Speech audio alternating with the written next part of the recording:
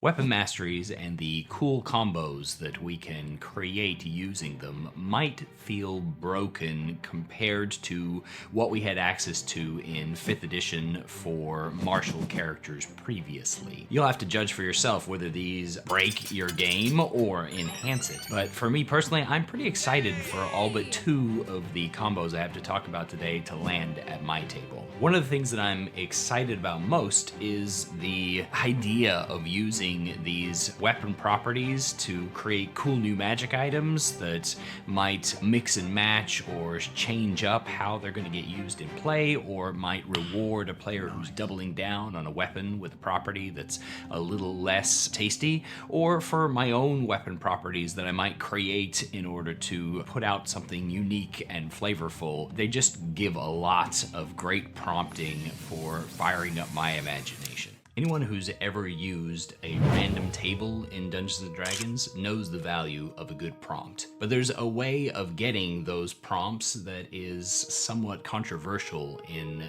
our tabletop role-playing game communities, and that's artificial intelligence, which is why I'm excited to talk again about this video's sponsor, Dungeon Dreamer. Their commitment to ethically sourcing their AI content goes beyond making agreements with artists to constrain their models and into making agreements with tabletop role-playing game creators so that they can bring homebrew unique worlds to life by using their licensed modules. But they need your help. They're preparing for a Kickstarter push that has amazing perks all along their stretch goals. From the base creator of edible character sheets and homebrew monsters to instant NPCs with catchphrases, their chosen music, and their habits, and on to unique spells and magic items with instant illustration. Tying in licensed creators, they'll be able to bring the rules to your fingertips in-app in an instant. Generate a video representation of your character's progression and growth over time, and even allow you to literally talk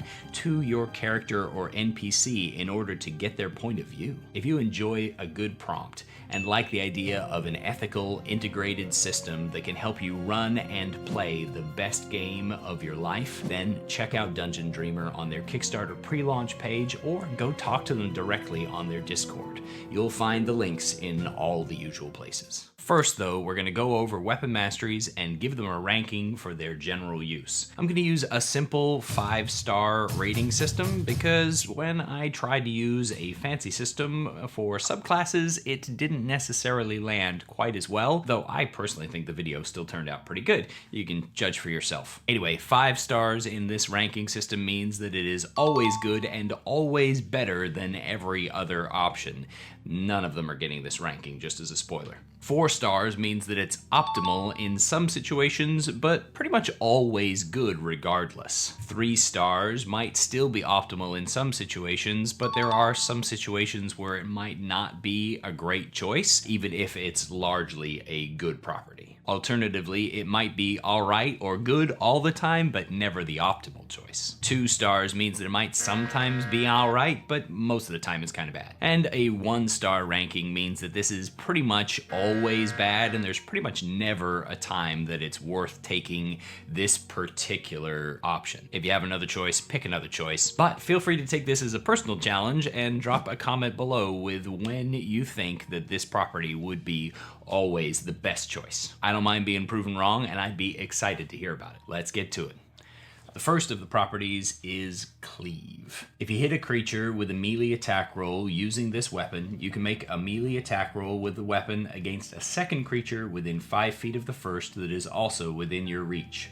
On a hit, the second creature takes the weapon's damage, but don't add your ability modifier to that damage unless that modifier is negative. You can make this extra attack only once per turn. Cleave is probably one of the more flavorful and exciting weapon properties. Picturing your barbarian smashing in with that great axe that cuts right through one guy and then buries into the next is an absolute classic of fantasy and definitely very, very cool image. There are a couple of restrictions around Cleave that limit it from being as intense and amazing as it otherwise could be and keep it from being a absolute 5-star sort of ability. For one, you have to have 2 opponents. For another, they have to be within 5 feet of one another. In other words, basically adjacent.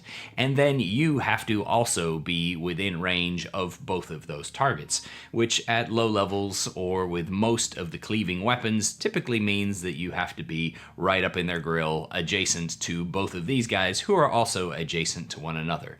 This limits how often you can break out your cleave, but there's a number of things about it that are pretty potent. For instance, the fact that this is an attack is part of your attack action, meaning it qualifies for great weapon mastery, and cleaving weapons are generally rather large and bulky weapons. Great Axe is a perfect example, which means that you can dip an extra time into the great weapon master damage, into Barbarian's rage damage, or other features that are boosting your damage outside of relying on your ability score. This one's a nice little boost, and I give it 3 stars. Sometimes it's perfect, and other times it's kind of trash, but if you are looking for the opportunities and rearranging your foes with a lot of the new options for moving people around, and you can get 2 of them together, this is a great option. Our second option is Graze. If your attack roll with this weapon misses a creature, you can deal damage to that creature equal to the ability modifier you use to make the attack roll. This damage is the same type dealt by the weapon, and the damage can be increased only by increasing the ability modifier. There is some sort of upside to being able to deal damage even when you miss your opponent. It certainly takes a little bit of the sting out of it, particularly for, say, the great sword wielder who's hoping for big whammies, but if they miss, at least they did a little bit of a nick. But Graze is probably the worst of the weapon masteries, in my opinion. The only thing that redeems it from being a straight 1-star is that in the situation of a low-level adventure where people's hit points are particularly fragile and low, a grazing attack that hits is still a fairly telling blow and could be the difference between life or death in your monsters on a regular basis. Once you get up to a decent level, even though your ability score modifier has improved, it's just not going to be the case anymore. The other thing that keeps Graze down is that there's really no other way to stack any of the additional damage from feats or special abilities on there. The only option is to increase your ability score, and that's going to limit you to, for most of the game, at best 5 points of damage when you missed on attack roll. There are just better options, and I'm giving Graze a 1.5 star. And outside of low-level play, 1 star for sure. Our third property is Nick. When you make the extra attack of the light property, you can make it as part of the attack action instead of as a bonus action. You can make this extra attack only once per turn. There's been a lot said out there already on the internet about the new possibilities of dual weapon fighting, and we're not going to dive deep into the feat choices and options that are available, but essentially Nick means that for somebody willing to wield 2 light weapons, you can avoid the need to expend your bonus action on a regular basis to get that extra attack from your offhand. If you are comboing it, you can potentially get 2 extra attacks thanks to other feats, and so you can start dishing out that dual-wielding Drist Doerden style character that you have envisioned for yourself. That becomes possible thanks to this property. But in general, its use is awesome for things like rogues that are just trying to be able to use their bonus action for something else in order to continue to dip in and out in skirmisher style while still landing that sneak attack with 2 chances instead of 1. Because it specifically makes it part of the attack action, there are some occasions when this might mean that you get to dip an extra time into feat or ability damage that you might not be able to when it's used as a bonus action, but generally speaking, it's the bonus action recovery, the fact that you can keep your bonus action for something else, that's most important. I give Nick 4 stars. Next up is Push. If you hit a creature with this weapon, you can push the creature up to 10 feet straight away from yourself if it is large or smaller. Essentially the Repelling Blast invocation only for warriors. Push allows you to control the battlefield by shoving people around and reducing enemies' ability to fight back by keeping them at a distance. If you can put it on the right kind of weapon, Push is pretty amazing. It does have a couple of restrictions. Not being able to push anything greater in size than large means that if you're you're going up against a huge opponent, it becomes completely worthless. And being able to push on a melee attack restricts you somewhat regarding your movement and or how many opponents you're fighting, making this not as often the optimal choice as, say, Nick would be for a rogue. That said, I'm giving it 3.5 stars because it just has a lot of potential for cheese grater play or utilization of environmental hazards, for repositioning for tactical elements, and otherwise helping out your team. Next up is Sap. If you hit a creature with this weapon, that creature has disadvantage on its next attack roll before the start of your next turn. Sap as an ability feels like it should be really high rated for tanking characters, those that are trying to hold focus or weaken an opponent from harming the rest of their friends, but it doesn't land quite as nicely as I would like. The fact that you can only disadvantage the next attack means that at low level play, when creatures only have a single attack, you might be really impactful, but at high level play where 3 or 4 attacks are not incredibly uncommon, Sap just falls off in usefulness unless you can somehow use other attacks and other properties and then throw in a Sap at the end of things, which fighters blessedly are going to be able to do. In the hands of a fighter, this might be a 3 or 3.5 star option, but as a general weapon property, I'm going to give it 2.5 stars for being useful and definitely a way to reduce damage that's brought against you, but not optimal in most situations, simply because you're usually going to have to double down on one property rather than mixing and matching them all without, of course, relegating yourself to the role of Juggler, which we'll talk about later. Next up, we have Slow. If you hit a creature with this weapon and deal damage to it, you can reduce its speed by 10 feet until the start of your next turn. If the creature is hit more than once by weapons that have this property, the speed reduction doesn't exceed 10 feet. Slow suffers from what a number of other weapon properties struggle with, for instance, Sap, in that it only applies once in a round.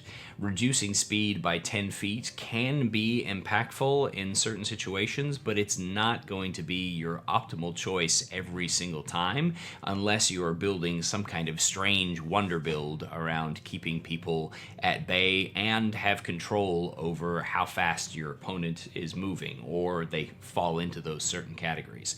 So it's useful and not a terrible weapon property, but I'm giving it 2 stars. Honestly, if the Slow and Sap weapon properties applied iteratively by each attack that hits them adding to the reduction, or each attack that hits them increasing the number of attacks that got disadvantage, they would be really, really powerful. So it's a good thing that the restriction is there, but the restriction does keep them from being something that's going to shine most of the time. Second from last, we have Topple. If you hit a creature with this weapon, you can force the creature to make a Constitution saving throw, DC 8 plus the ability modifier used to make the attack roll and your proficiency bonus. On a failed save, the creature has the prone condition. This particular weapon property has already, again, had a lot of talk, and it's a property that is getting spammed in a lot of people's tables, because if you have a party that has a lot of melee characters in it, which is much more common in 2024's design than in 5th editions, then you're going to essentially knock somebody down and get advantage on the rest of your attacks and give advantage to other melee attackers against your opponent. If you're toppling with a ranged weapon somehow, you're actually giving yourself disadvantage on further attacks against them, but it's an automatic cost of half of their speed. If you can combine a topple attack with a push attack and a slow attack, the amount of distance that it takes for somebody to stand up and get to you out of their movement becomes really, really intense really, really quickly. And so this property has a lot of benefits. But just as a base, the ability to knock your opponent down and get advantage on the rest of your attacks, and the fact that it tests on every attack instead of once per turn, like Slow and Sap, means that Topple rates a 4-star review. Finally, we come on to Vex. If you hit a creature with this weapon and deal damage to the creature, you have advantage on your next attack roll against that creature before the end of your next turn. When we're talking about easy ways to get yourself advantage, Vex pretty much tops the list. If you can hit an opponent, then you can continue to increase your chances to continue hitting an opponent. This is a great option for rogues, starting with stealth and advantage, and then gaining the Vex property to keep that advantage alive round after round after round. And for anybody with a lot of attacks, it's going to impact your math significantly and increase the chances of you keeping those attacks landing, while not having to rely on them failing a saving throw to get knocked prone, or worrying about whether or not you have a bunch of ranged attackers in your group that are getting disadvantage from the prone condition. Vex is a solid property that is pretty much always a good choice, and sometimes the best choice. It definitely ranks 4 stars. And that brings us to the end of the ranking portion of this video, but I did promise you 7 broken combos that push the boundaries of what the weapon mastery system is capable of. The first of these I call Push Mastery, and essentially it's just giving a push weapon to a Battlemaster fighter. By combining the push property with disarming strikes to knock opponents away from their weapons after they knock them out of their hands so that they have to provoke an opportunity attack in order to get back to their sword. Or combining it with the pushing attack to move somebody 25 feet in one single blow, or a trip attack to knock them prone and push them 10 feet out of your reach as well, making them have to get back up and crawl back to you all in one set of swings. The Battlemaster fighter is, very appropriately, the most appropriate character to use the weapon masteries to their fullest, and the push property is probably the one that combines most nicely with their battle maneuvers. The second broken combo I call the Order of the Stabbity Stab, and that's essentially taking the weapon mastery feat on a monk to give them the nick property with a pair of daggers. Because a monk's weapons, including daggers, deal monk weapon damage, it doesn't matter that you're using a tiny little blade, you're still dishing out solid monk damage. But the nick property allows you to make an extra attack with another light weapon as a part of your attack action, increasing the monk's already impressive flurry of blows into a even more crazy number of attacks. With the nick property picked up as your 4th level feat, you can make 4 attacks in a round at 4th level, 5 attacks in a round at 5th, and a whopping 6 attacks in a round after your flurry of blows improves at level 11. This is a reliable continuation of attacks, and even if you don't want to spend any of your focus in order to go into a flurry of blows, you're still making 4 attacks a round from 5th level onwards, double that of fighter friends who haven't doubled down onto 2-weapon fighting, all while using a weapon that is eventually going to deal a d12 of dagger damage every single time. The third broken combo is Sir Lancelot. With the Polearm Master feat and the Topple property of a lance, anytime an opponent comes within 10 feet of you, you get to make an attack roll against them, and on a hit they have to test or be knocked prone before they ever reach you. This creates a solid defensive wall around your charging knight to keep people at bay before you charge off again in a different direction upon your mighty steed. Our fourth broken combat is the Nickering Spirits. This has been highlighted by other creators as part of a Valor Bard build in order to maximize the amount of damage that you can cause with the very, very broken Conjure Minor Elemental spell. Because the Nick property plus the dual wielder feat on a Valor Bard allows you to make 4 attacks every round, each of which can benefit from the bonus damage that minor elementals cause, and when you upcast that sucker on this straight caster, the damage put out is absolutely broken and insane. Though I personally think that that spell needs to be hard nerfed as soon as possible, it's still going to be pretty potent unless the nerf is something along the lines of this damage may only be caused once per round. This is one of the 2 options that I'm not excited to see at my table. And here comes the other, the Juggler. Because of the weird wording on how the nick property works and the fact that now you can draw a weapon as part of an attack, it has become a little bit of a vogue suggestion that you could make the nick property attack, which requires you to use a different light weapon for that attack, with 2 different light weapons in one hand by throwing it up in the air, drawing the other one out, and attacking, or just tossing them on the ground and leaving a trail of daggers everywhere that you go. Suffice to say, I don't think that this fits the rules as intended, but it is technically the rules as written. Me personally, I'm not going to allow this at my games, but you might allow it as yours if you think that that's something that's going to be fun. Our 6th broken combo is the Whirling Ranger, a hunter ranger with the great weapon master feat, a great axe that's specialized for the cleave weapon, and the horde breaker ability. With these 4 items, your hunter can attack 2 targets that are standing side by side, attacking one with the primary attack, and then horde breaker attacking the second target, and then cleaving back to their first target, and then attacking one more time for either their first or second target, depending on your preference. This allows 4 dips in 1 attack action into the Great Weapon Master feat, and also into your Hunter's Mark damage with a 2-handed base D12 weapon. Strength Rangers have never looked so fun to me as this particular option. The last broken weapon combo I'm excited about I call the Push Over Your Hammy. It involves playing a World Tree Barbarian at higher levels, allowing you to use your Brutal Strike in order to hamstring an opponent to reduce their speed, while also adding the Push property or the Topple property, depending upon your preferences, from your Barbarian ability, and utilizing a slowing weapon in the process. This means that with that 1 hit from the Brutal Strike, you're reducing somebody's movement speed by 25 feet and pushing them 10 feet away from you automatically, or reducing their speed by 25 feet and potentially knocking them prone. This should make it incredibly easy for this tanking subclass of the Barbarian to control the battlefield in a manner that is just outrageously good. There's a good chance that you don't agree with me on my rankings, or maybe you have a combo that's even more potent than the ones that I've outlined.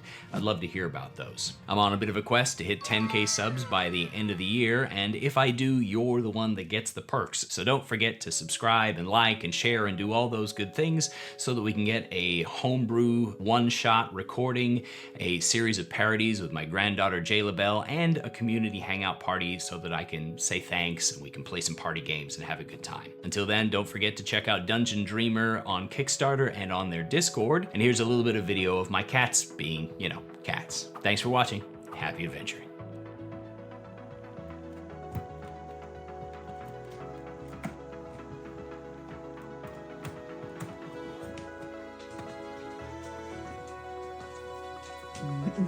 You're so cute.